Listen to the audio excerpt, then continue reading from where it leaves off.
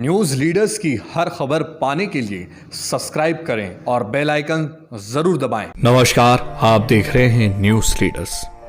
आज हम आपको एक कहानी, ये एक ऐसी कहानी है जिसने सेंधवा में 70 साल गुजारे हैं। महात्मा गांधी वाचनालय, एक 70 साल का ये वाचनालय सेंधवा में प्रशासन के बुलडोजर ने इसे जमींदोज कर दिया।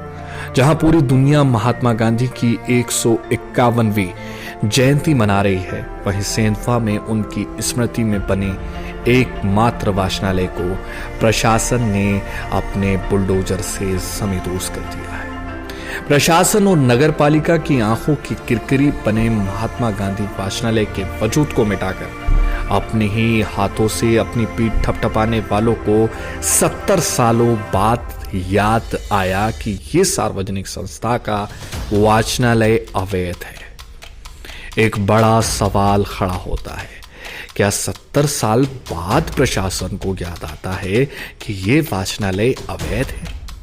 आप भी सोच रहे हैं ऐसा क्यों? यही एक बड़ा प्रश्न है जिस पर न्यूज लीडर्स पड़ताल कर सच सामने लाने की कोशिश कर रहा है। थोड़ा सा इतिहास के पन्नों को पलटा जाए और सेंधवा के इतिहास पर रोशनी डाली जाए। गुलामी की जंजीर को तोड़कर आजादी का जश्न मना रहे सेंधवा कस्बे के नागरिकों को आजाद भारत के सेंधवा में सबसे पहले कोई सार्वजनिक काम करने का विचार आया था तो वो था सेंधवा में वाचनालय बनाने की योजना। उस वक्त सेंधवा की आबादी कुल 8000 लगभग थी।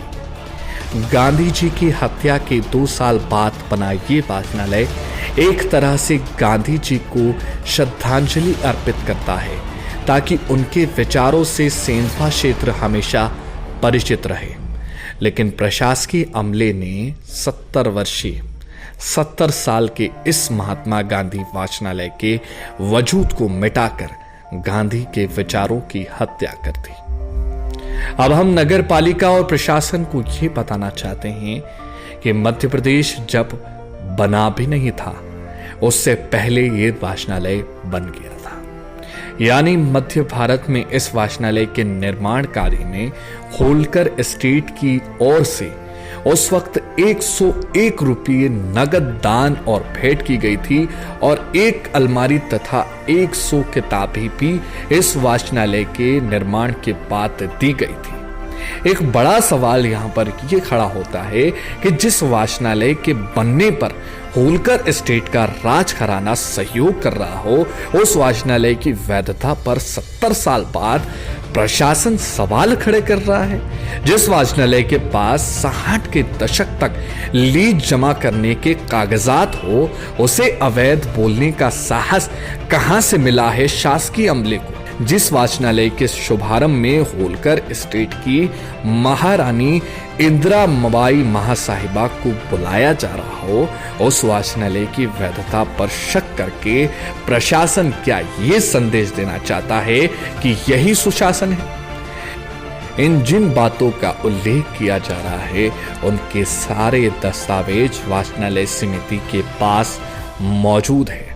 इस वाचनालय के निर्माण में वे विभूतियां हैं जो स्वतंत्रता संग्राम सेनानी है या फिर नगर पालिका के अध्यक्ष भी रह चुके हैं। ये बात गौरतलब है कि जिस पीढ़ी ने इसे बनाया था, वर्तमान में वाचनालय उन ऊंचाइयों पर खरा नहीं उतरा। पर क्या वाचनालय को ध्वस्त करके हम कौन सी ऊंचाइयां पालेंगे? क्या इसे जमींदोज करने के अलावा कोई और रास्ता नहीं था प्रशासन के पास? क्या इस वाचनालय पर हथौड़ा चलाने वाले प्रायश्चित के साथ इस वाचनालय के वजूद को पुनर्जीवित कर सकेंगे? ऐसा एक बड़ा सवाल खड़ा करता है न्यूज लीडर्स। पूछता है न्यूज लीडर्स प्रशासन और सेंधवा नगर पालिका से, क्या फिर से वजूद में ला पाएंगे आप इस 70 साल के सेंधवा के महात्मा गांधी वाचनालय को?